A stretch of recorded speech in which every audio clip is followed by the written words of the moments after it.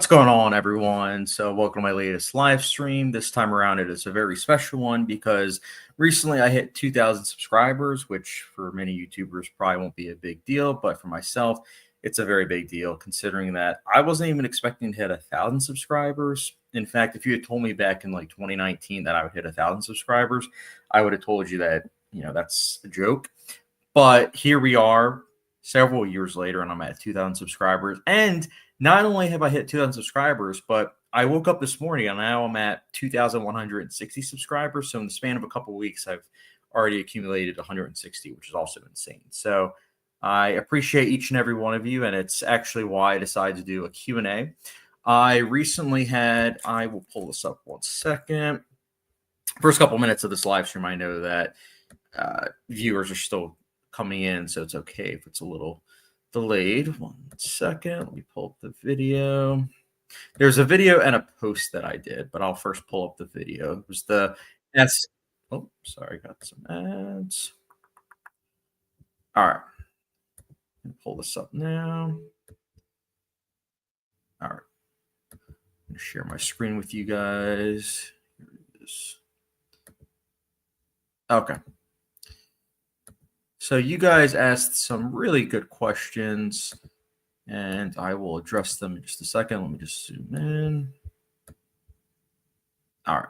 So there was 5 comments on this one, and then there was, I believe, 2 on the other one. But Joe, who is Volkswagen Joe 18, says, "Congrats on 2K." Thanks, man. I really appreciate you, saying that. It means a lot. I know you've been watching for quite a long time, so it's awesome to hear that. And then the next comment is Can't Articulate says, "What is a Chad movie? Some movie examples."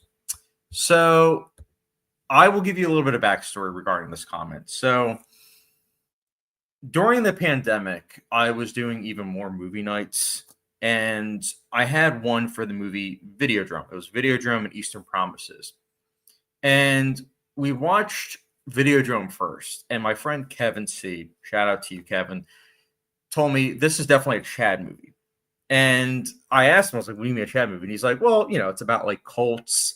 There's a lot of nudity. There's a lot of like sexuality, especially like unique sexuality on display. Dark ending, morally ambiguous themes, as well as characters. And also there's a lot of unexpected like violence."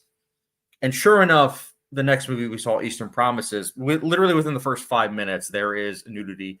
There is some shocking violence. And he literally turned to me, he's like, "See, a Chad movie." And from then onwards, I'm like, okay, this is what a Chad movie is. Like, it involves like cults, involves violence and everything. So examples I would say would be like Videodrome, that's a Chad movie. Hereditary, that's a Chad movie. A lot of horror movies tend to be Chad movies, but just movies that end up delving into like all those aspects that I mentioned.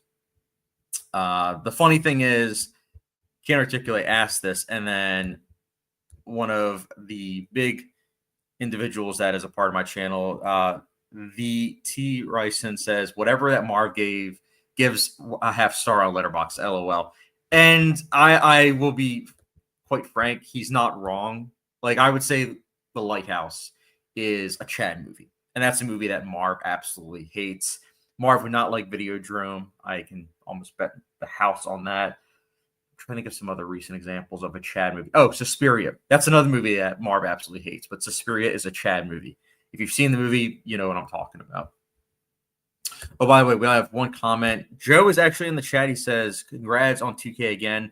As soon as I get in here, stopping in to say hello before heading to my brother's house for Eagles." Dude, thanks, man. I appreciate it. Yeah, my goal was to do this live stream before the Eagles game, which is in 39 minutes. So I'm right there with you. But I appreciate your support, your continuous support of the channel. And hopefully you've seen some good movies this weekend. I know for myself, I have. Next question. There's 2. So Drew's Movie Club, who is a new subscriber, by the way, I appreciate you for subscribing recently. He asked, "Where do you think physical media is going in the next 5 years?" So if you had asked me this question a couple weeks ago, which I guess technically you did, I probably would have said I'm positive, but at the same time, there are some things kind of holding it back. However, recently, it was announced that Apple is releasing the movie Coda on physical media. That is huge news because it means that even the streaming services are noticing the fact that we need physical media. Physical media is something that, continues the life of movies, and it's also money on the table because there are a lot of people that still love physical media like myself. And I'm just going to be frank, there are so many people that I know that years ago they were like, I don't understand, Chad, why you're not on the streaming, train. Why are you still on physical media? And I would explain to them all the specs and everything about how it's better quality, the audio is better. I would explain all that, but of course, in year one, out the other. However, recently, studios on streaming services, they've just been having them, they'll be on 1 month and then they'll be off another. And that's been annoying for a lot of people because it's like you're spending all this money on a streaming service and you're not even being given what you want. So recently, people have been asking me personally about where they think that they should start in terms of physical media, and I've helped them out. So I'm very positive. I think people are coming around on the importance of physical media. But I will say this, I do not think it will be a sensation the way that it was back in the day. I think that was the height of physical media, but it will still be a boutique label. But I don't think it's going anywhere because there are a lot of restorations that are still going on. You're seeing big studios like Warner Brothers that are still releasing films like that, such as One Flew Over the Cuckoo's Nest, Amadeus was recent. So I don't think it's going anywhere. But I think in the next 5 years, I think there's potential for there to be even more people looking into it because of all this, streaming stuff. So good question, though. Good question. Let me like that now. And the next question is the T. Ryson asks, well, first says, congrats because you just reached 2,000 subscribers and I was born in 2000. I dare you to give your unpopular opinions about the top 10 films of the 2000s. I'll start. Lord of the Ring movies are boring and the Dark Knight trilogy is mid. Oh, wow. Those are some hot takes. I love the Lord of the Rings trilogy, as you know, and I absolutely adore the Dark Knight trilogy. I'm trying to think of some of my hot takes for 2000s movies. Let me think about that. I guess some of them is that the Harry Potter series, I think a lot of them are just okay to solid. I can see the appeal, but I don't love them per se. It took me a long time to get on the wavelength of the first Kill Bill, but now that I am, so I can't really use that as an example. I'm trying to think of some other movies of the 2000s that I'm not a big fan of. Let me cheat right now and check my letterbox because I honest to God, I'm not sure about any of my hot takes of the 2000s. I'm usually one of those individuals that even if I don't like a movie, I can at least appreciate what it's going for and give it like a passing rating, like a 3 or 2.5. But it's very hard for me not to be able to see where people are coming from regarding the movie. So let me check 2000s. You guys are going to see this in real time. 2000s. Let me go to lowest first. 1 second. I feel like a boomer right now. Okay, lowest first. Okay, actually, you know what? I think I do have a couple hot takes. Kung Pao, I'm not a big fan of. I can kind of see the appeal, but I'm not a big fan of it at all. Twilight, I do not like the Twilight movies. I think those movies are not only poorly made, but thematically, they are movies that are very, very questionable. The Tomb Raider movies, I've only seen the first one with Angelina Jolie. That one I really did not like. The Mamma Mia movies, particularly the first one, I think is terrible. Let's see some other potential hot takes. Jennifer's Body, I really did not like. I know that that's a movie that has a cult following at this point. I really did not like that. I can see why some people will defend it now. Cloverfield, hate that movie. I think the way that was shot was nauseating. So nauseating, the fact that it actually made me throw up. Fun fact. And now we're in the 2 out of 5 star movies. Oh, here's one. 1408. I rewatched it recently. Not a fan. I actually think that movie is what it wants to be, The Shining, but it fails on that level. I also think that the scary movies really aren't that good. And The Blind Side, I think, is really bad. Like, really, really bad. And it's also very troublesome. So those are some of my hot takes. Let me like the comment. And then also there's one other. Let me go. 1 second. We go to posts. There's one other comment that. Here we go. Aurora Hatton 5024 asks, how many Oscars do you think One Battle After Another can win, be nominated for? So I think the first thing I will say is this. I'm so happy that the reception for this film has been very much so acclaimed across the board. That for me is very hopeful for its Oscar chances. I did that video of why I'm worried about One Battle After Another, and that's because I really didn't hear anybody talking about it. It was before the embargo lifted, so I gave it a 5 out of 5 back in March. I still give it a 5 out of 5, but I wasn't sure how the reception would be. Now that the critics and the audiences have spoken, I think that it will do quite well at the Oscars. I think it'll be nominated for Best Actor for Leonardo DiCaprio, Best Supporting Actor for Sean Penn, possibly Best Supporting Actress for Tiana Taylor. I've heard some people say, she's not in it enough. But I was thinking about it. She has such a huge impact in the film. Like, even though she's only in it for a little bit, she has such an impact and a lingering effect across the whole film. So I think she will get nominated potentially. Best Editing, 100% will get nominated. Best Adapted Screenplay, Best Score, Best Cinematography, probably Best Sound. I mean, that film sounds incredible. Best Director, calling it right now, I think PTA will finally win Best Director. Best Picture, I'm not 100% sure if it's locked, although if you were to ask me, I think that it should win Best Picture. I've been saying that since in March, but I wasn't sure how audiences would take to it. But this is going to be a powder keg of a film come Oscar time. Now, of course, there will be some backlash because of all the hype around the film. You saw that with Sinners. You're going to see that with One Battle After Another. There will be some backlash, but I don't think that there's going to be as much backlash with this film as opposed to Sinners, because Sinners is genre fair, and that's not to put any slight to the film. I love Sinners, but the difference is very clear. One Battle After Another is a lot easier to get behind because it is not a genre fair. It is a drama. It is arguably a romance. It is a political thriller. It's an action film. It's an adventure film. There are so many different genres in that film. And now Sinners isn't just a horror film. Again, I'm not trying to be dismissive. I'm just saying it's a lot easier to get non-genre fans behind One Battle After Another as opposed to Sinners, in my personal opinion. Now, again, that could change, but those are my thoughts right now. But just wanted to give you guys that. Also, we have a bunch of comments, so let's get to it. Bootzilla's in the chat. He says, hello, Chad. Bootzilla, very happy that you're a part of this chat, man. Good to hear from you. Andrew Lay says, hello, chat. Congrats on the milestone. I'm the TR Sending, bro. I figured, but I'm not going to lie. I was like, is it the T Ryson or is it the Tricent? I wasn't sure. So I was just playing it safe. I'm glad you're in the chat, though, man. You asked some good questions. Andrew Lay, we'll check Instagram messages tomorrow as I'm watching Stephen Colbert before bed. It's nearly Sunday midnight. Yay. Oh, boy. Oh, yeah. I forgot because there's such a big time zone difference. Andrew Lay, this stream better be good because I'm pausing Colbert for you. LOL.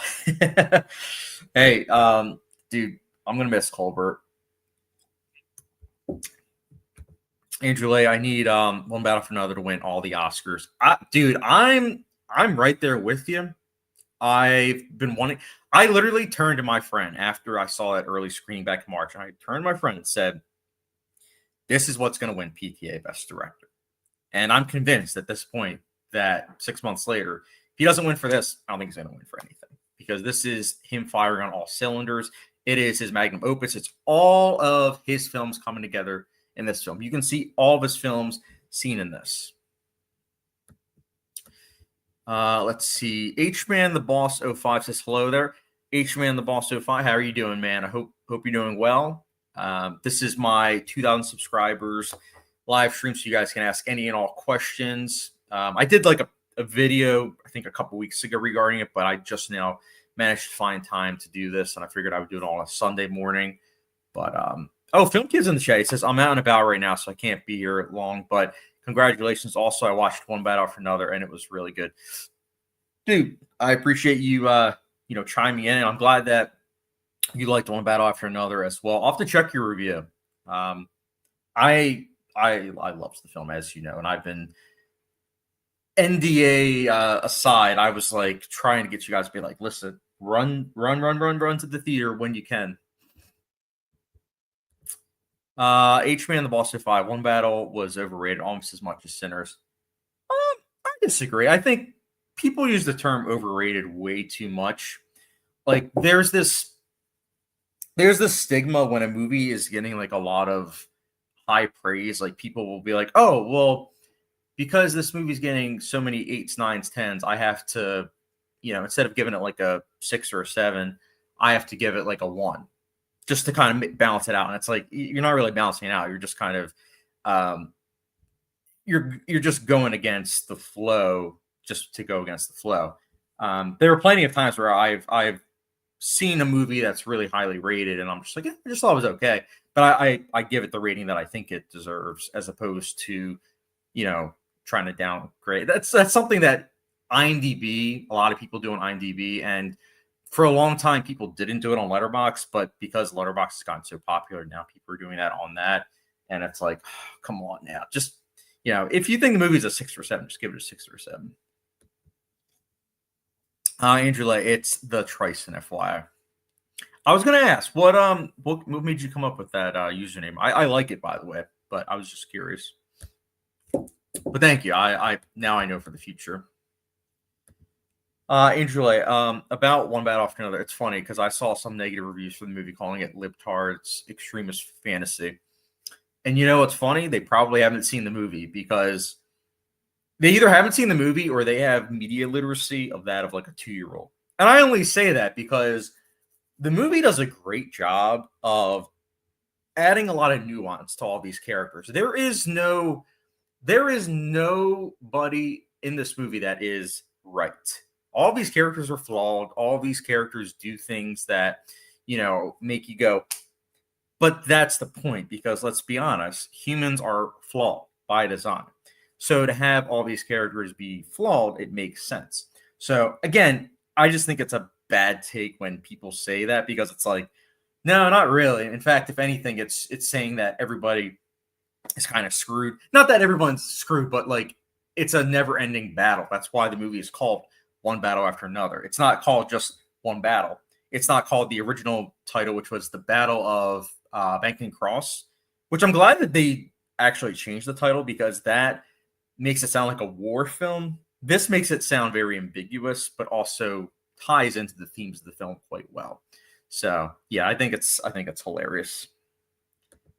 H-Man the Boss 05. Still liked it though, but Boogie Nights is a million times better. I mean, look, One Battle After Another, this is going to be surprising considering how much I love One Battle After Another. One Battle After Another is like middle of the pack for PTA for me. Boogie Nights, I will say, Boogie Nights and One Battle After Another, they're both 5 to 5 star films. But I've seen Boogie Nights so many times, and it's been with me for so long, so it's able to marinate. I don't know where One Battle After Another is going to be in my top 250. I won't know until, let's see, I did my revised top 250 a year or two ago. I won't know for another 8 years. But I will say that, yeah, I do think Boogie Nights is better, but at the same time, they're two different films. They're going for two different things. And overall, again, I just look at the film for what it's trying to do, as opposed to, other stuff that the filmmaker's done. But yeah, I think One Battle for Another, I think it's like my number 5 out of his filmography. But all that says is that the guy doesn't miss. Andrew Lay, Chad's number 1 take so far. The word overrated is overrated. Yes, pretty much. I just think a lot of times, especially in the film community, people say that word, and it grinds my gears, because I'm just like, dude, you're basically saying that other people enjoying this movie shouldn't be allowed, and it's like, come on, why are we gatekeeping this? Like, I am not a huge Marvel fan. I'm not. I watch their stuff, but I'm really not a big fan of their stuff. But if everyone's like, oh my goodness, Avengers Endgame is, one of the greatest movies of all time, or if you go on IMDb, it's in the top 100. For me, I'm not saying, I don't look at that and say, oh, they're saying that it's in the top 100 of all time. No, it just means that a lot of people got enjoyment out of this movie and they're rating accordingly. That's fine. I mean, you rate based on what the movie is. You don't rate as opposed to like other movies. Like Avengers Endgame, I gave I think an 8 out of 10. I'm trying to think of another 8 out of 10 movie that I saw this year. Oh, let me give an example of another movie. One second. Trying to think of another. Oh, you know what? I'll use a completely different example. Carnival of Souls. I watched that again last night. Carnival of Souls, I also gave an 8 out of 10. Avengers Endgame, I also gave an 8 out of 10. Now, am I saying that they're both on the same level? No, I'm saying that with what each one's going for, I think that they are good. I'm not saying that they're at the same level, though. In fact, I would say probably Carnival of Souls I like more. But I'm just saying that I'm going based off of what it's going for as opposed to, other stuff. But that's just me. Everyone's rating system is different. I mean, for crying out loud, I know some people that on Letterbox they refuse to give movies like a 4.5 or a 5-star rating. And I'm like, okay, I feel like you're kind of missing the nuances of the rating system, but okay. Uzel, I agree with H, man. I didn't like One Battle for Another as much as you did. That's probably why you didn't give me a like on Letterbox. Just kidding. There Will Be Blood is still PTA's. I don't think I saw your rating actually on Letterbox, but I'll be curious to see what you rated it. I mean, keep in mind, guys, I saw this film blindly in March. I hadn't seen a trailer. There wasn't anything that I knew about this film. In fact, I think by the time I had seen the film, they had just changed the title. And all I knew was the cast. I barely knew the premise. So imagine knowing absolutely nothing.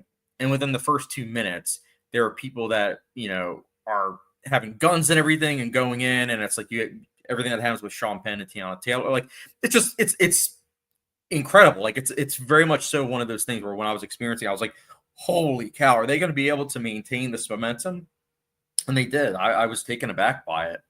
So, but I get it. By the time you guys got to it 6-7 months later, it's being hyped to the point where there's no way that it's going to be able to live up to that. But that's only because people that look at the hype, it's very hard to match that.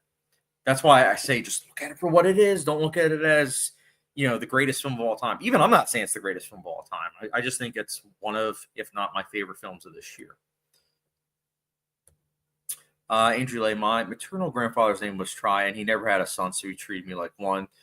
He was my favorite family member, so I kind of wanted to change my last name into Trice and honor him. Oh, wow. That's actually really, really awesome, man. That's cool. I see now why you changed your username to that. Much respect. Bootzilla says, I'm not as big of a fan of PTA as you are, Chad. I think he's had some good to very good films and some misses as well. Yeah, I mean, I think the reason why I love PTA as much as I do is he's just a very versatile director. And he also manages to wear his influences on his sleeve but still stand out. Like when you watch his work, if you've seen Robert Altman's stuff or Martin Scorsese's work, it's very clear that he takes inspiration from them, but still makes it his own. Like Punch Drunk Love, even if you don't like some of the stylistic choices or the characters, it's still an unapologetic original film. And that's what I'm personally all about. Or he's able to go in a completely different direction and something like Inherent Vice. Took me multiple times to appreciate it, but that's a film that is unapologetically completely different from Punch Drunk Love, but still manages to have the signature style of PTA. So I don't know.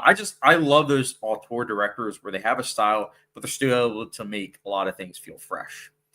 Like at this point, if PTA were to say that, oh, I'm going to do an all-out action film, I'd say go for it, man. We'd have his signature style, but at the same time, it would still feel unique. Each Man the Boss 05 says Marvel is absolute garbage. Oh wow. I think they're okay. I don't think that they're that bad. I think for what they are, they're okay. But there are a decent amount of their movies where I'm just like, ooh, yikes.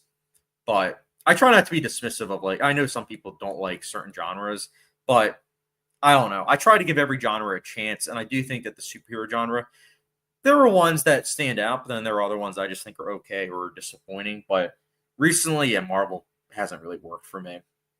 But I also think this, even if you don't like Marvel, you can still watch those movies and analyze them. And by that, I mean, when I look at Marvel movies, I will notice certain things that I wish that they leaned on more towards, or certain things that I think they could have fixed easily to really improve on the movie, such as, paying the VFX artists more money so that way they'll have more time to work on them, and not having many, many different companies work on the VFX, because from scene to scene, the VFX is, some scenes are better than others. I think also the cinematography, like juicing it up more, really improving on the contrasts and everything, really building on like the writing. There's just a lot of things where watching those movies, they're not perfect. They're very flawed, in fact. But I do think that in terms of film criticism, you can still watch them and learn a lot in terms of what they should improve on and what they're good at.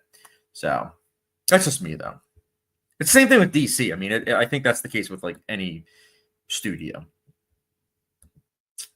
Each Man the Boss of Five, everything post Spider-Man 3 at least. I mean, I will say if we're talking about Marvel as a whole, I do think the Spider-Man, like Into the Spider-Verse and Across the Spider-Verse, I do think that those are pretty great. Not gonna lie, especially Across the Spider-Verse. I think that is fantastic. It's literally all my criticisms of Marvel are brushed aside with that film. It has a memorable score. That's something I always criticize with Marvel, that they don't have that. That film did.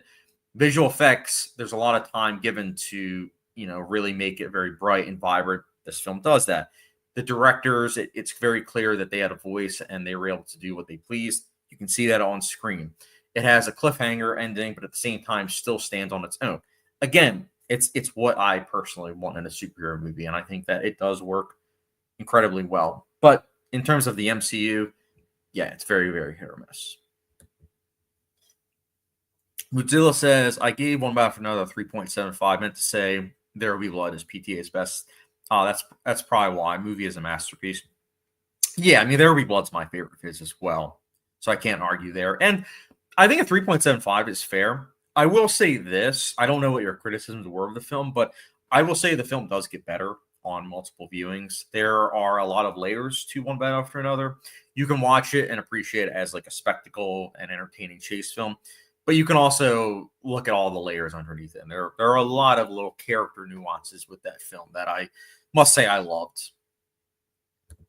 I also think it goes both ways with the way people view One Battle After Another. I've seen people who don't like the movie as much get pressured into why don't you love it, or you better love it or else. Oh wow! I mean, I'll be honest, I haven't really seen that, but I will say I acknowledge that is something that I'll hear about from time to time with certain movies or TV shows. But I think part of the discourse with the film and TV show, arena in terms of YouTube as well as just other arenas, is that I don't think it's bad to ask why someone likes or doesn't like something or feels different. I think if anything, it's good because it can bring like a discourse to it. I mean, I've seen certain comments as to why people don't like One Battle After Another, and I'm just like I won't get into spoilers, but there was something I read earlier today, and I'm like, did you watch the same movie that we saw? Like, I'm sorry, like it's as if you watched like a fan cut or something. What are you talking about? But there are also people that it doesn't seem like media literacy is their friend. This was like on, I think, Facebook comments that I saw. But I don't usually entertain that. I'm usually, when it comes to like Facebook comments on other people's posts, I'm just like in the background lingering, just like watching. Ace Pletz says, what's good? Ace, it's good to hear from you, man. Hope your Sunday is going well. Forgot to mention, or maybe I might have mentioned it to you. I watched the Mr. Robot season 4 finale. I think it was like a week or so ago. Loved it. Still my favorite TV show. It's a masterpiece. Now, the funny thing is, Mr. Robot, if that ever kicks off, now that it's on Netflix, if it ever kicks off and people start loving it and everything, I can say, hey, I've been a fan of that show since day one. Just saying. Andrew, what I like about PTA making One Battle After Another is that he just heightened the stakes for Quentin Tarantino to make his last movie now. Kind of like how Tarantino felt needed to make Inglourious because PTA made There Will Be Blood. That's a good point because I know they're friends as well as Nolan's friends. And I am excited to see what Tarantino is going to cook up as his last film. I also just think PTA just showcased once again his versatile nature. I mean, he created a chase film. He created an action film. That's something that we haven't really seen from him before.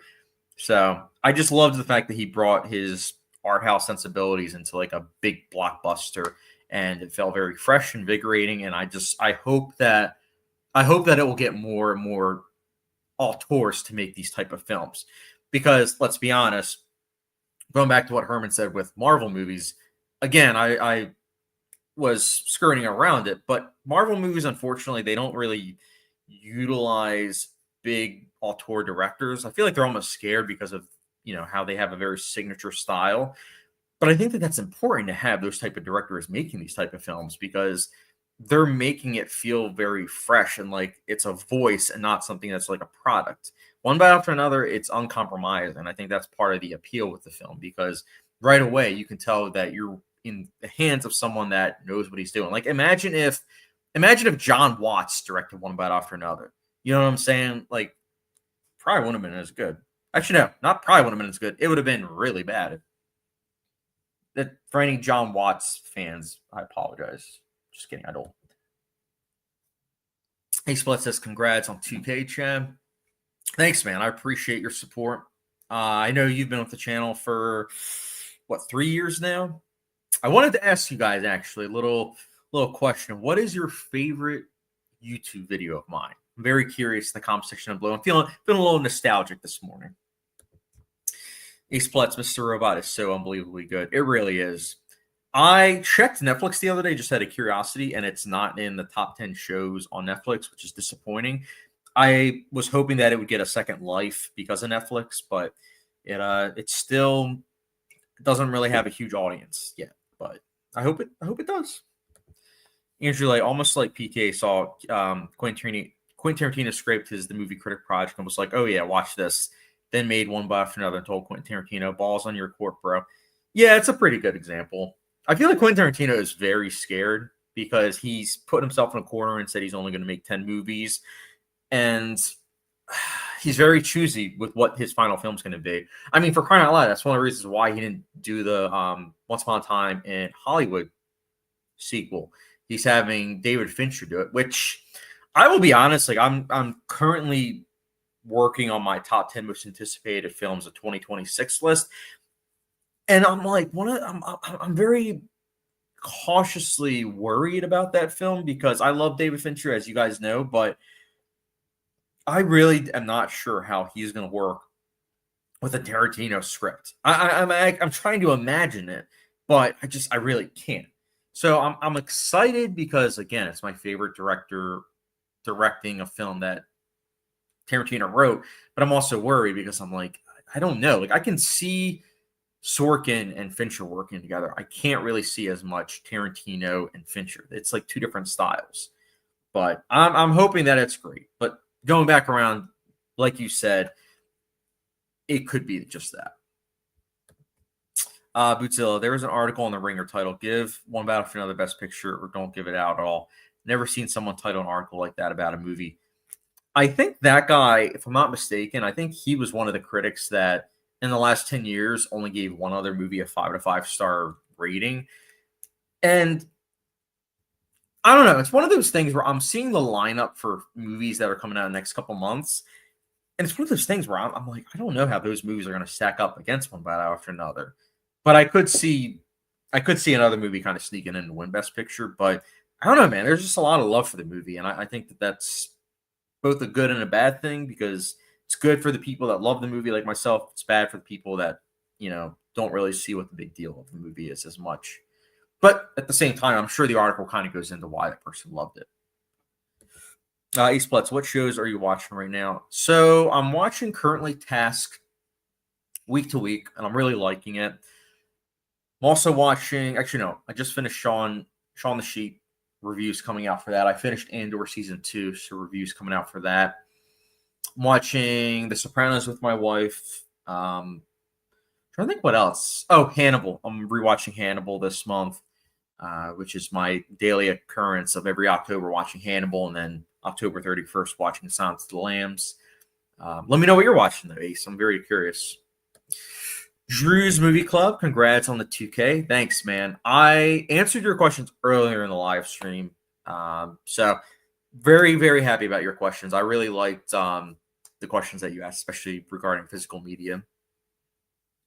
Ace Plets, I really love the 6 feet under video. Oh, thanks, man. That was like that was a raw video that I did because I was just like so caught up with the finale that I just, as soon as I finished the finale of that show, I just went right into my movie room and started filming that video. So I'm happy that it's my second most liked video. Actually, no, not most liked, most viewed on my channel. Let's see. Bootzilla favorite is the Oscar Best Picture ranking for each year. Congrats, by the way. I forgot to say that earlier. Oh, thanks, man. And also, I'm glad that you like the Best Picture ranking because I really enjoy doing those. But I'm at kind of a standstill with that because even though I already have all my 80s, all the 70s done, I was going to do the 60s, but I was looking at it and there are a lot of 1960s Best Picture nominees that are very hard to find. So I might cherry pick and choose certain years and just watch a bunch of them, but I don't know. I might just do 70s to 2020s, but I'm glad that you like that, man. I'm glad. Ace Plus, I love the Sons of Anarchy one. It was so funny to see your reaction to that show. Oh, thanks, man. Yeah, that and Yellowstone were two shows that like really, really grinded my gears. So I'm glad that you liked my Sons of Anarchy one. Andrew, like honestly, I'm so scared Fincher might drop the ball with Once Upon a Time sequel and Aaron Sorkin dropping his on Social Network sequel. Okay, I'm glad I'm not the only one that's a little bit worried. I will say this: I have no clue what to think about that Social Network sequel. I know for a fact it will not be as good as the original. I'm curious because I know it's taking place after January 6th, 2021. So it's going to be a very heightened film for sure. And yeah, David Fincher, I don't really see him doing a hangout film. I don't. I'm like, how's he going to do this? But again, I'm also all about directors going out of their comfort zone. So this is definitely outside of his comfort zone. It's not seemingly a very dark film. So I don't know. I'm curious, but I don't know. I feel conflicted. I really do. Bootzilla says task has been good so far. Hope they stick the landing. Me too. I really liked what they've been doing so far. And as someone that lives in PA, I think they're doing a pretty good job in terms of that aspect as well. Because yeah, a lot of people love their Wawa. A lot of people love their coffee. We'll just put it that way. I mean, that's what I'm drinking right now. Splits. I've only really been rewatching recently. What episode are you on at Sopranos? So we're on season 3, episode 11, the Pine Barrens episode. And I have to say, so far, season 3 is my favorite. Andrew, your best picture ranking series is cool, but I really like when you put out a video reviewing something you like so much that you have to cut through your video release schedule for Raw Chat. LOL. Thanks, man. Yeah, I did that for The Cell recently, which I was surprised it really hasn't taken off in terms of viewership. But to be fair, I know it's a film that, even though it's 25 years later, it has like a very niche audience. But I wanted people to be aware of that film because I do think it's a really good example of how you can take a story that has been done before, but make it feel fresh. So I appreciate you saying that. But I also try to mix it up in terms of videos that I review, like movie reviews. I try to also have movies that I wasn't a big fan of, just so that way it's not, no slight against Chris Stuckman, but just so that way it's not one of those things where when I release a movie review, people are like, oh, it means he loves the movie. I don't want it to just be that because there are some times where I feel conflicted about something. I'm like, yeah, I want to have people know my thoughts. Like the new Jurassic World, I saw that at an AMC screen unseen, and I felt conflicted about it. I'm like, there are certain aspects I liked about it, but there are also aspects that I really didn't like about it. So I want to talk about it, bring it to people's attention, especially since when I saw it, it was, I think, a couple weeks before it came out. So there wasn't really any reviews, which is also, just going to say it, I personally love that, which is why I hope at some point I do get a membership as a part of like a critics association because that would be ideal. Like I love the idea of watching movies with nobody else having prerequisites of like, oh, it's a great movie or oh, it's a bad movie.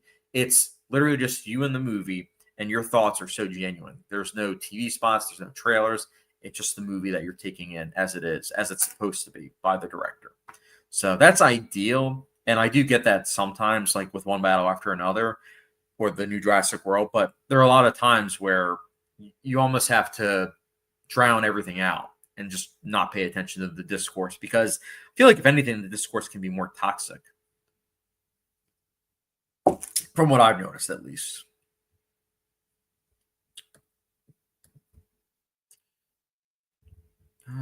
Next comment. Angela, you're wrong, Chad. Gone Girl was Fincher's hangout film. The couple's marriage was so chill. Oh, 100%. Dude, that film really changed me when I saw that in theaters. It made me so angry, but like in a good way. One of the few films that right away I gave a 5 out of 5. Ace Splits. I could never like The Sopranos, even though I sat through all 6 seasons.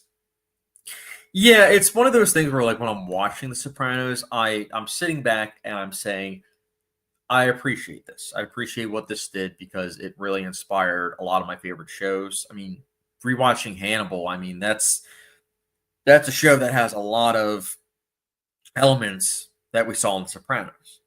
So it's one of those things where if we didn't get The Sopranos, we wouldn't have had all these great shows. Ace Splits, Breaking Bad destroys, in my opinion. Oh, I agree. Breaking Bad's top 3 for me.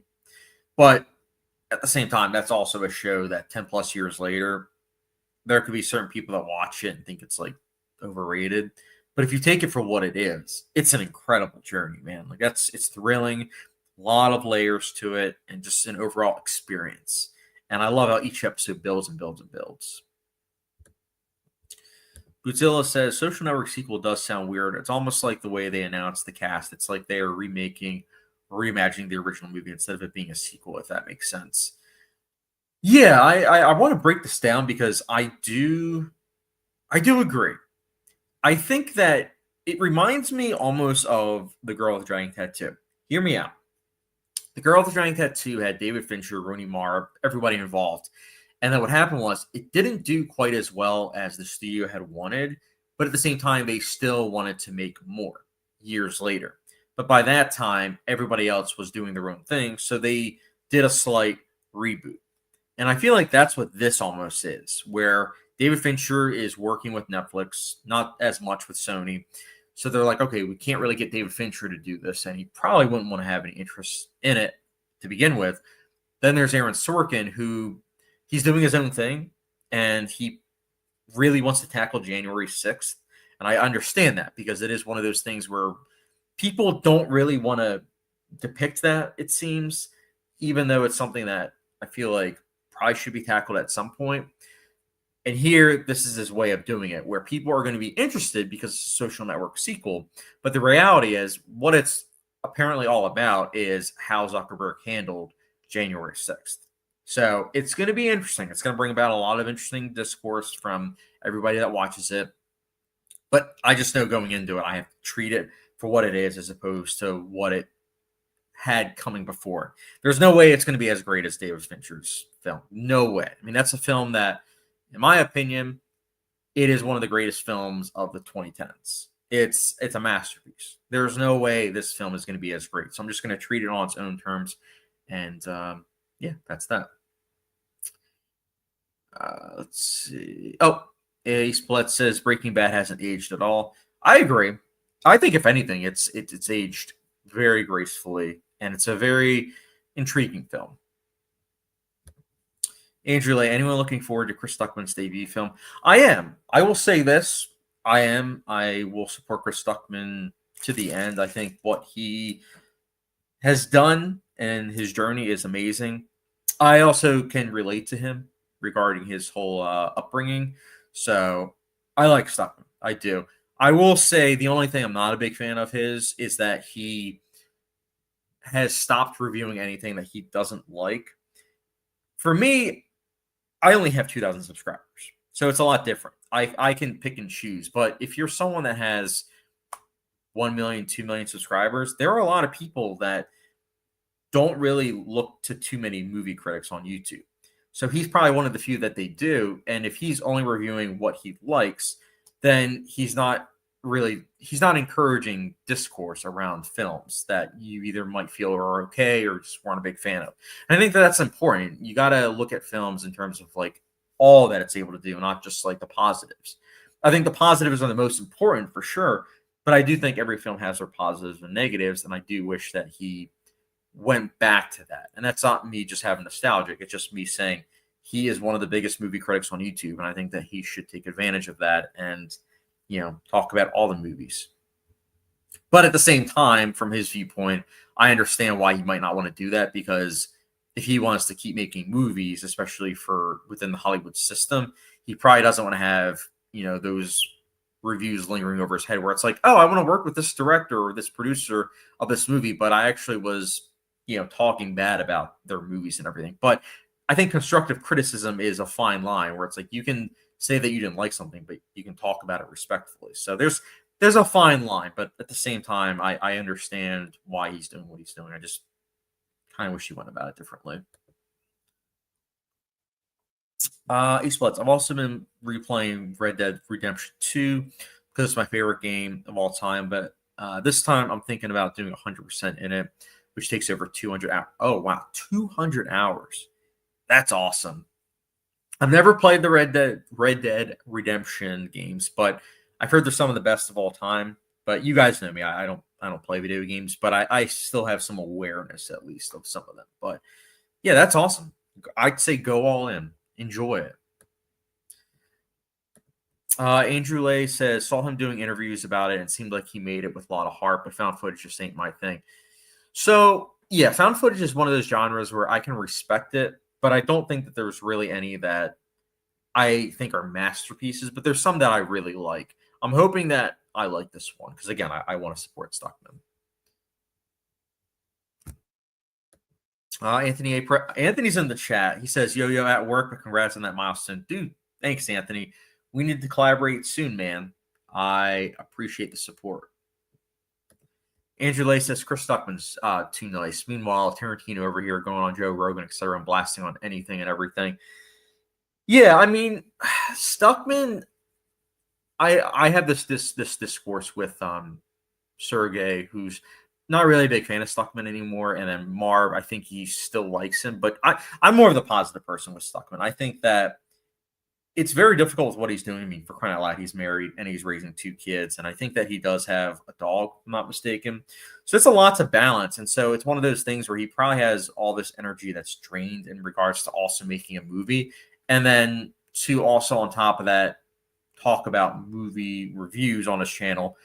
It can be a balancing act. So it's like I get it, but at the same time, I do wish that he kind of did multiple movie reviews, not just positive ones. Because I'll be honest, in the back of my mind, like when I see notifications of his movies, like his movie reviews, I'm like, okay, I know that he loves this movie.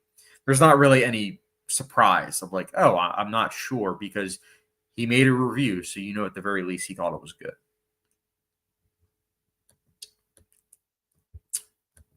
To be fair, Tarantino is a director who could crap on anyone, and his stature would save his career from any damage. Yeah, I think Tarantino he is an interesting fellow because he has so much knowledge of film, and I can see where he's coming from regarding a lot of his takes. Like when he says, "Oh, 1950s was the worst in cinema." I'm under the belief that every single decade has great films, mediocre films, and bad films. But I can see what he's talking about historically and regarding the political landscape because that was the height of the Hays Code. You had to be very, very rigid with following those guidelines. And don't get me wrong, there are some directors that were able to slide nuance of like, sex or even just the implications of violence being very heavy. But there are still some great films from that decade. So I think it can be kind of dismissive from him saying that. But him also having other takes, I think, are interesting at the very least. So I love his discourse. I mean, I recently listened to his podcast with I forget the guy's name, but they were talking about Straw Dogs. And I thought it was very interesting with the things that he was saying, and it made me want to rewatch it. So I pulled out my Criterion Blu-ray and I rewatched it, and I'm like, yeah, it's a great film.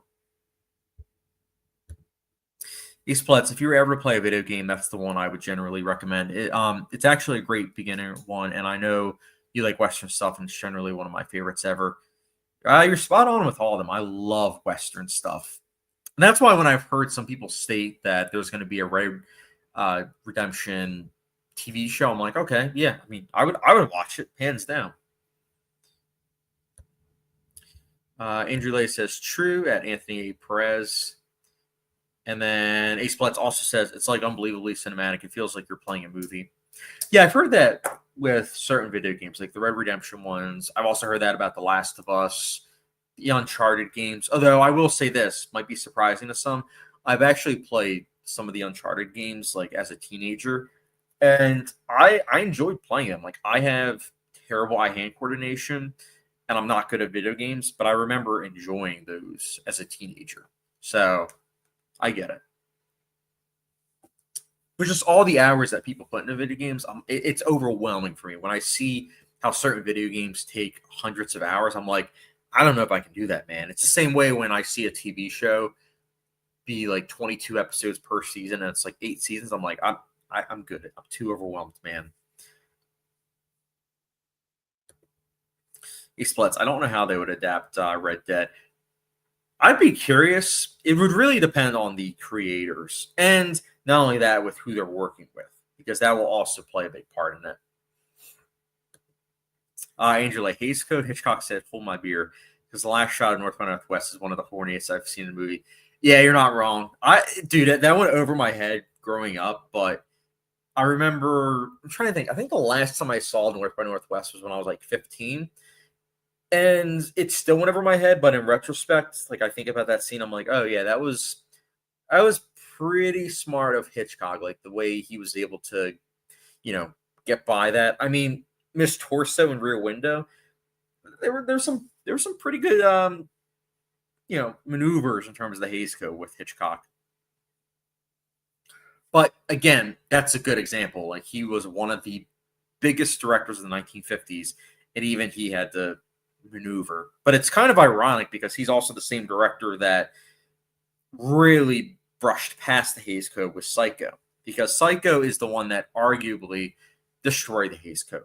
Like Psycho was a huge phenomenon, and it's a film that really changed the American film landscape to the point where the 60s, by the time you got to the late 60s, there were films that were able to be really, really violent, really, really horny. I mean, Bonnie and Clyde. That film is so violent. There are so many blood squibs in that film. There's also a lot of a lot of topics that film tackles where it's like you would not have really seen that before. Um, I think also that same year we had The Graduate. I mean, that's a film that, for those of you who haven't seen The Graduate, I'm not going to say the premise, but the premise alone, you're like, this would not have been a film that we could do in the 50s. Ace Blitz, if you do the main story in Red Dead, it only takes 60 to 80 hours. Yeah, I mean 60 to 80 hours, that's longer than Mr. Robot. Actually, I would say that's close to like Game of Thrones. Game of Thrones usually takes me at least 6 months. Ace Blitz, there would need to be a lot of seasons because it definitely can't be rushed. It's a slow burn. And that's something I would agree with. Even though I haven't played the game, I would agree that a Western, one of the things that's great about the genre is that the slow burn really works with that genre. It really encapsulates with the building of certain storylines and usually ends in a gun battle. Not sure if that's the case with Red Dead, but that's usually the case with Western films. Also, Red Dead isn't a very hard game to play at all. That's good because, like I said, I am not good at video games at all. I know some people might say, "Oh, it's never too late to try," but I don't have any game systems. I have a 4K player. I don't have cable. I'm one of those individuals where even though I'm 29, there's the argument to be made that I'm actually inside like an 80-year-old, and I would not disagree. Andrew, like any good trailers you've seen recently? It's a good question. I would say I'm actually not sure. I mean, a lot of the trailers that I've seen are ones that I've seen before. I think the trailer for Bagania is pretty good because it doesn't really reveal anything. I didn't see the new Frankenstein trailer, but the one that came out a couple months ago, thought that was a good trailer. Oh, Avatar, the new Avatar trailer, I thought that was phenomenal. That movie's going to make a billion, maybe $2 billion. That trailer really blows me away every time I see it. I'm like, holy cow! Like the fact that this film exists, man. Ace Plets, why don't you watch a playthrough? Um, I'll be honest, it's never really been something that I've thought about. A playthrough is like where you're watching someone else play the game, right? I've experienced that in my life, like because I've always had friends that love video games, and so sometimes I would go over and they would ask if I wanted to play, and I would say, "Oh no, I'll just watch." And so sometimes I would just watch them, and I guess it's the same kind of concept. We're just watching someone play the game. Ace Plus, just fine with no commentary, so you can literally watch pretty much a long movie. Maybe I'll do that. I'll be honest, probably not. But who knows? Maybe I'll change my mind. Angela, I'm one of those people who couldn't care less for the Avatar franchise. I can kind of see that. I mean, I think the films work best if you look at it as a blockbuster with its sole goal is to entertain and be immersed in the filmmaking. If you're looking at it in terms of like groundbreaking characters or groundbreaking storylines, it's definitely not that. Like anybody that's seen the first one and maybe even the second one can see these are films that, as long as you have the story and characters where you care about them, they're going to do their job because they are, at the end of the day, what Scorsese said. They are more of like theme park rides. You're going to the theater, you're experiencing them, and you're taking them in and letting the filmmaking wash over you. But if you look at the characters, if you look at the story, the dialogue, it's nothing special. But they're solid. They get the job done. So I can see what you're saying. Angela, the new Frankenstein trailer looks actually good.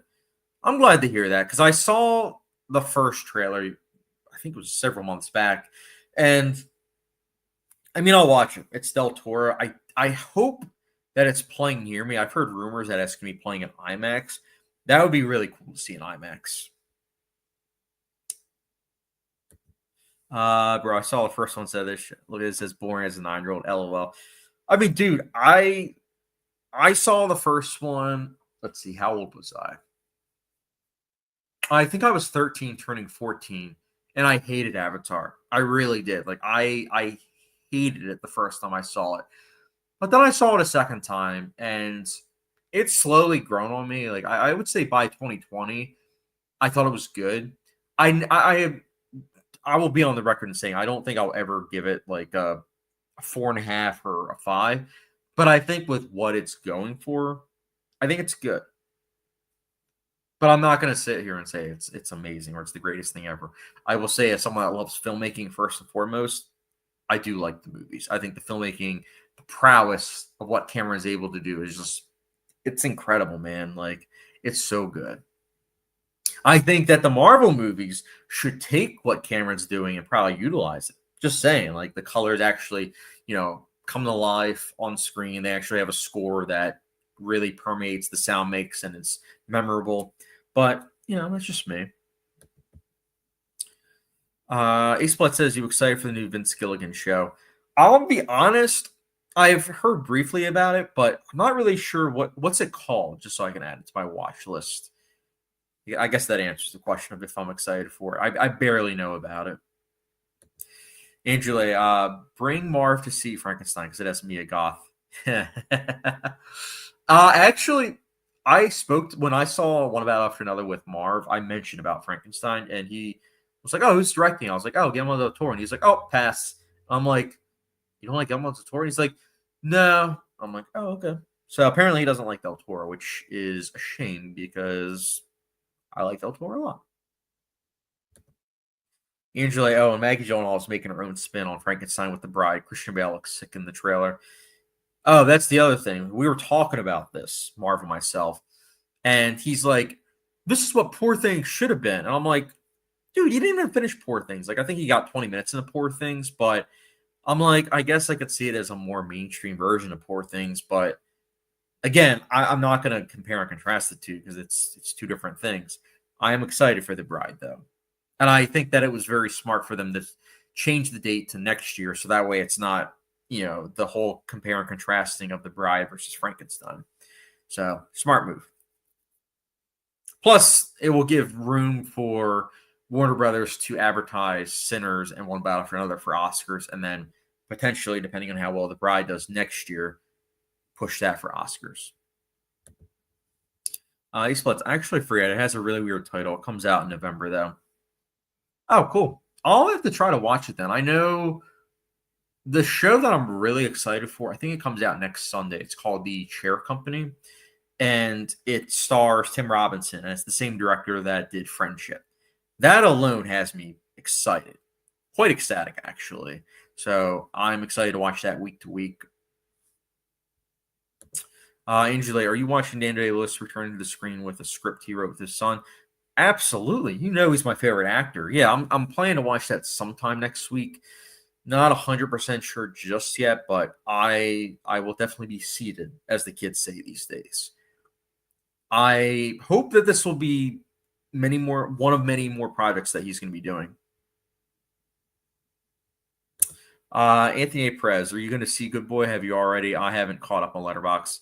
Yeah, I saw that and The Smashing Machine on Thursday, and my review was kind of jokey in the beginning because I through the last week or so I talked to my wife and was like, I really wish that I could bring our dog to the theater to like experience that, but I know the theater wouldn't allow it.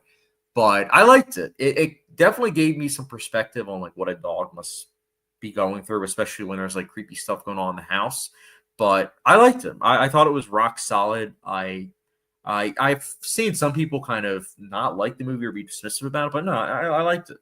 I think especially if you have a dog, you'll really appreciate it. But I think I saw your review, and I think you and I were on the same page. Speaking of Letterboxd, I did like a binge yesterday of a bunch of horror films. It was awesome, man. It was really cool. Splits. The only thing that gives me hope is Vince Gilligan hasn't let us down with the show yet, and it has the actress that plays Kim. Both are good points, and yeah, I'll watch anything Vince Gilligan creates. I think he's really good. Anthony Perez, I figured you'd appreciate it from a filmmaking perspective. Yeah, you're right. It's similar to that same day when I watched The Smashing Machine. That was a film that I wasn't really into per se, but I really, really loved the filmmaking. Like I was sitting back and I'm like, wow, it's awesome the fact that they shot this on video, 16 millimeter, pretty sure 35 millimeter as well. I'm like, this is really cool. And for me, seeing all these different films that are being shot on film as well as VistaVision, it is making me so giddy because it's meaning that a lot of filmmakers are saying, you know what? Let's go back to shooting on film. And I think that that's awesome because I know that it's a harder process, but let's just be honest. As good as some films can be looked upon in terms of, being shot digitally, film on film looks so good. Especially this year, blew my mind seeing some of the films that I saw on 70 millimeter. I'm like, this is amazing. And I'm just thinking in my mind, I'm like, imagine these being shot digitally. Just wouldn't have looked as good.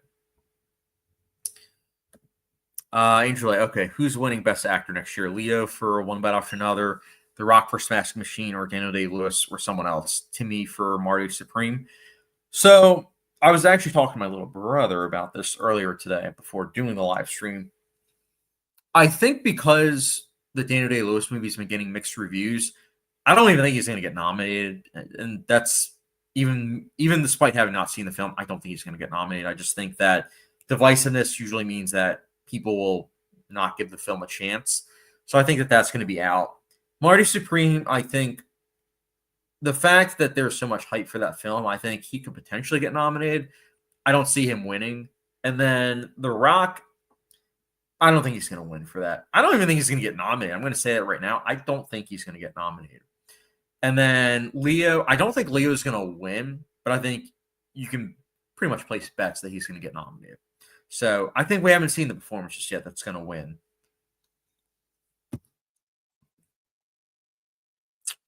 Eastblitz, the only time Vince has disappointed me is with El Camino. Oh yeah, dude, El Camino felt like when I watched it at the time, I thought it was solid. But looking back, I'm like, that movie was not necessary. It definitely felt overindulgent, as the kids say. Ace Blitz asks a very good question. Chad, what's your favorite animated film? So mine is Fantastic Mr. Fox. I think that film is phenomenal.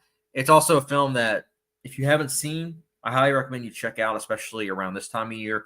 October, November, that fall type weather is amazing. You can also method view it. And by that, I mean that the film follows, of course, Mr. Fox as he's going through trying to find a new home, getting used to the new home, but also having to deal with these three farmers. And the three farmers all have a unique food or drink type product that they like. So, for example, the one farmer loves apple cider.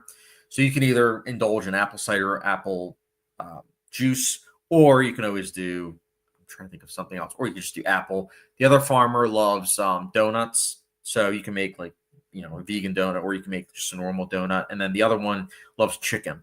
So you can eat all three of those while you're watching the movie. And I would look at that as method viewing. I did that last time. So yeah, I think Fantastic Mr. Fox, if you haven't seen it, I love it. I think it's a perfect film in my eyes. It gets better each time too. Angela, oh man, glad you mentioned films on film. I could see the texture while watching one battle after another. So good. The cinematography was delicious. Oh, I agree. I think that seeing a studio like Warner Brothers, which I've been critical of, still am, but seeing that they're shooting on film with certain big projects like Sinners, one battle after another, the new Wuthering Heights is also going to be shot on film. Not only that, but also Wuthering Heights and this movie that we're talking about now, one battle after another, they're both shot on VistaVision, which is something that prior to the Brutalist last year, that was a format that was pretty much obsolete. Like we didn't see it since the 1960s. So the fact that that's a format that's being brought back into the forefront, it's awesome.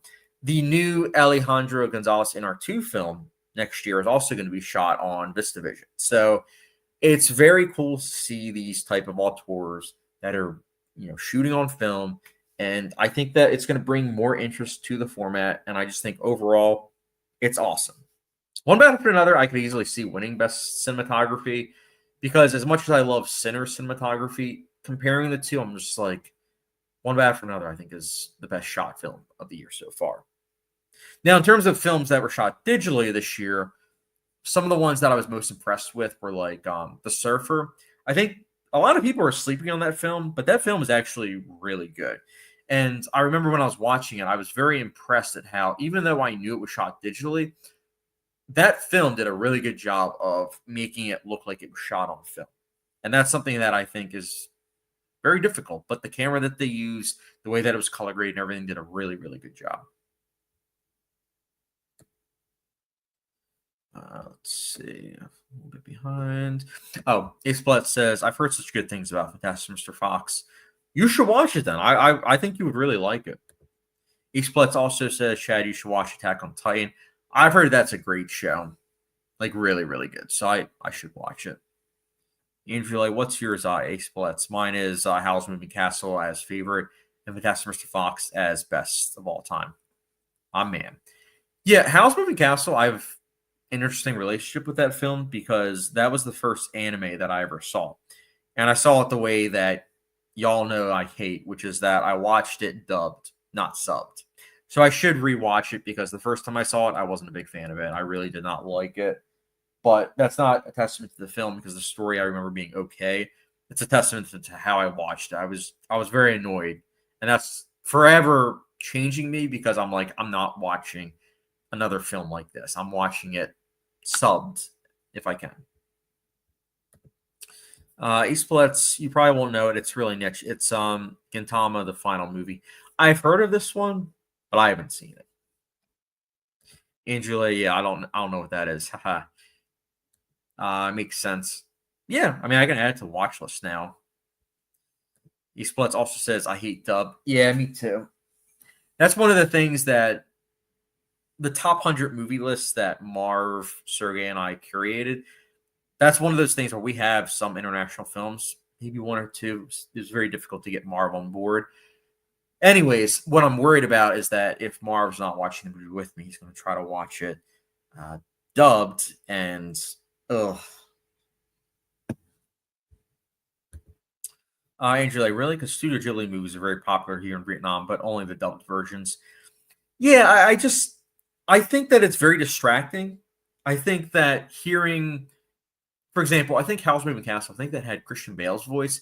It's just very distracting hearing his voice in something that is clearly, something that was supposed to have someone else's voice. It's just very obvious. I can understand and appreciate something like spaghetti westerns because that's one of those things where it's kind of baked in and you kind of have no choice. But when you have the choice of sub versus dub and you can hear the original voice actor as to how it's supposed to be, that's what I personally prefer. Like I'm the same. Keep in mind, I'm the same person that refuses to buy the Star Wars original trilogy because of the director going back and changing everything about it. Like I want that original version. I want it to be how it was meant to be seen 50 years ago. Same thing with international films. I want to hear it subbed. Later today, I'm planning to watch Perfect Blue, rewatch it. Guess what? When I rewatch it, I'm going to watch it subbed and not dubbed. Godzilla, never go dub, always go sub. I'm with you. Angela, maybe it's cultural because Vietnamese audiences like stuff dubbed. LOL. Really, I'm surprised because I feel like I don't know. I feel like maybe if you're used to it, it's not as much distracting. But for me, as someone that didn't really I didn't really grow up watching a lot of international films. Truthfully, like that was something I kind of seeked out. But I remember when I used to get a lot of movies from the library that were international, it was just baked in where it was subbed, and I liked it because I'm like, okay, this is how it is with watching in the country that its origins are. Like One Bad After Another, I couldn't imagine watching it in like another language or a movie like I'm trying to think of on the opposite front. Like I couldn't imagine watching the original Old Boy, like with English dubbed. I'm trying to think of like which actor. As much as I love Daniel Day Lewis, I cannot imagine Daniel Day Lewis's voice over the lead character in Old Boy. It would just be distracting to me. Angela, personally, I don't like dubbing, but only for Studio Ghibli that I watch them dubbed. Nostalgia, I guess. That's fair. I mean, I know Studio Ghibli movies here when they come out. Usually with the show times in theaters, you'll have like one or two that are subbed, and then several others that are dubbed. So in America, it's one of those things where it's a battle. Like some people really prefer dubbed, other people like myself are more purists are like I want the subbed. That's why I loved absolutely loved the director of Parasite, like his whole speech about how once you look past once you look past subtitles, you'll find a lot of great cinema. And I'm like, hey, it's not wrong because there were so many times where people will look and see, oh, this movie has subtitles. I have to read. I'm out. It's one of those things where it's dismissive. Like I remember, I don't really post too much on Facebook, but I remember several months back I posted about the film Incendies. This is a film I rewatched and it really impacted me. And there were a couple people that reached out to me and they said, oh, I really want to check this film out. And then they saw that it was a film that isn't, in America or in English, I should say. And they were like, oh, is there like a dubbed version? I was like, I don't know, but I mean, I don't think that you should watch it dubbed. I think you should watch it subbed because it will kind of ruin some of the nuance. But everyone's different. I know. So teach in the room. Ace Blitz, is there a dub for things like Hunt or Old Boy? I actually don't know. I would have to check my Blu-ray for both, or in the case of Old Boy 4K, but could be. I'm not sure. Because if there is, I bet they are bad. Yeah, I wouldn't be surprised. Brazil, I remember the first time I watched The Raid dubbed and I hated the voice. I said from that day forward, I will never watch a movie dubbed if I can help it. Brazil, it's funny you mention that because Marv and I, we talk about the Raid films, and I used to always forget that he watched the Raid films. And when he would tell me, I was like, "You watched the Raid films?" He's like, "Yeah, I watched them dubbed." And I was like, "How can you stand that?" So I'm glad that you mentioned that. That's the movie that made you say, "Yeah, I'm not watching these dubbed." Angela, yeah, you bet. If a foreign movie can be admitted into Vietnam, there'll definitely be a dubbed version for it. So I gotta ask, with one battle after another, was it dubbed or was it like subbed? I'm very curious. And they're so bad, it's hilarious. Yeah, now I'm curious. Like with newer films, I'm wondering if they still have it where it's dubbed. Because that's got to be frustrating, man.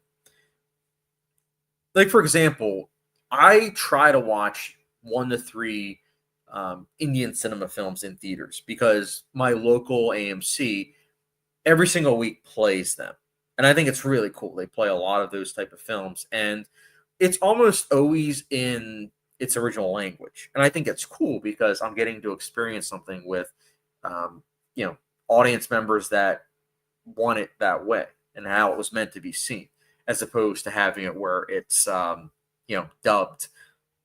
So I love that experience. I really do. Angel, like, oh, dubbing is falling out of favor nowadays. Dubbed versions are only available for streaming. Oh, good. Sub, not dub. Yeah, I don't like it, man. I really don't. I remember when The Boy and the Heron came out.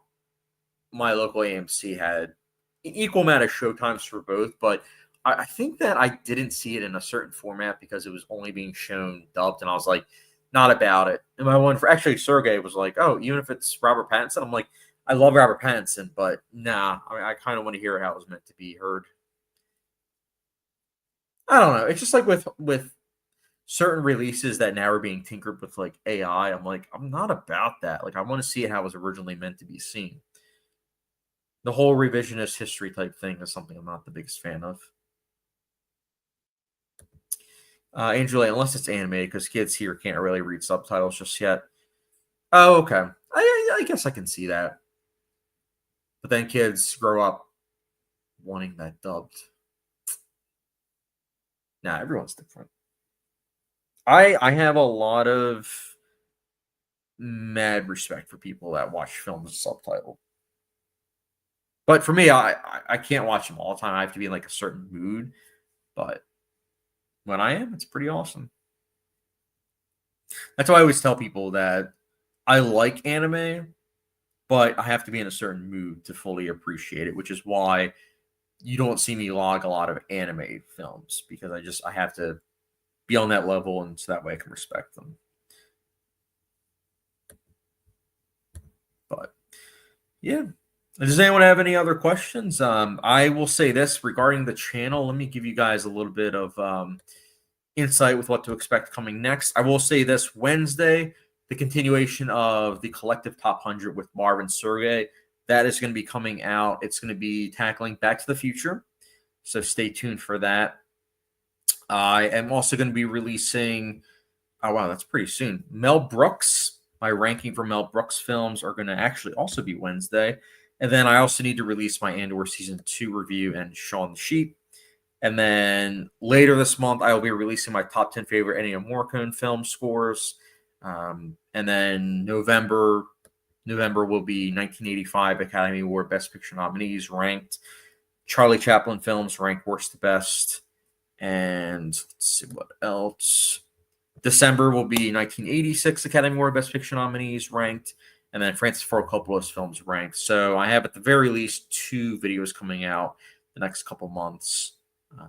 And then I already have a bunch of videos coming out the following year. So stay tuned for all of that. But yeah, a lot of things to check out. Util also says, thanks, Chad, and congratulations. Dude, I appreciate your support. I love all the comments, by the way, that I get from you guys. It's great. I know I can be kind of spotty with answering them, but I do try. It can be kind of daunting at times, but I do appreciate you guys. Let's see. Film Kid chiming in again, but I would try to be a more frequent communicator in your streams, but I've been really busy. I get it, especially since usually my live streams are now on Wednesdays, and I get it. Everyone has a lot of stuff going on during the week, but I honestly originally changed it that way because that was the only weekday that Marv could do. And weekends were becoming more and more spotty for Sergey and Marv. So regarding this live stream, though, I wanted to make a point to do it on the weekend because I know that a lot of you guys that commented are probably more available. So, and as I'm seeing, that's definitely the case, which is awesome. Angel Lee also says, "Oh yeah, I haven't checked out Andor 2 and Penguin yet. Penguin I thought was solid. I think you'll like it. And Andor season 2 was good. I liked it." Film Kid says, "Plus I've only watched 2 movies in the past 2 weeks. Holy cow!" Yeah, I think I saw your one review about how you haven't been feeling it as much with movies as much, which I will be honest, that sometimes happens to me in the past. Really, it depends on my mood and with what's going on in my life. So I get it, but that's why I tell people that sometimes it's good to watch not just great movies because if you're just watching great movies, you can't really appreciate as much of the movies that are just good because you're just expecting, as the kids say, banger after banger. And I think it's important to just see all different kinds of films, like ones that might be okay or ones that might be just good or bad ones. I've told Sergey that before. It's good to watch some bad movies because it makes you appreciate the good in the good to great films. And I said that recently to him because he saw 365 Days Later, or no, 365 Days, I think it was just called. And that's one of those films I absolutely hate, but it made me appreciate a lot of other films that are like in that genre or just movies in general. So it depends. Andrew Lay, oh Lord, it's midnight. I'm gonna need some sleep for Monday. Help. I was gonna say we'll be wrapping things up probably in a couple minutes, but that's wild, man. Film Kid, that Smashing Machine and One Battle After Another. Yeah, I thought Smashing Machine, I thought that was solid. And then One Battle After Another, I loved it. So you know that. Andrew Lay says, "Good night, y'all, or day. LOL, take care." Andrew, it was great hearing from you, man. As always, I appreciate it. I'm sure I'll hear from you off to the side pretty soon, but I appreciate your support. And yeah, guys, if you have anything else to add, like I said, I'll be doing the live stream on Wednesday with Marvin Sergey as of right now, so stay tuned for that. But once again, I appreciate you guys for helping me get to 2,000 subscribers. Next goal is going to be 3,000, so look forward to that probably in a couple years. But I hope you guys have a good rest of your weekend, a good upcoming week, and I will catch you guys later.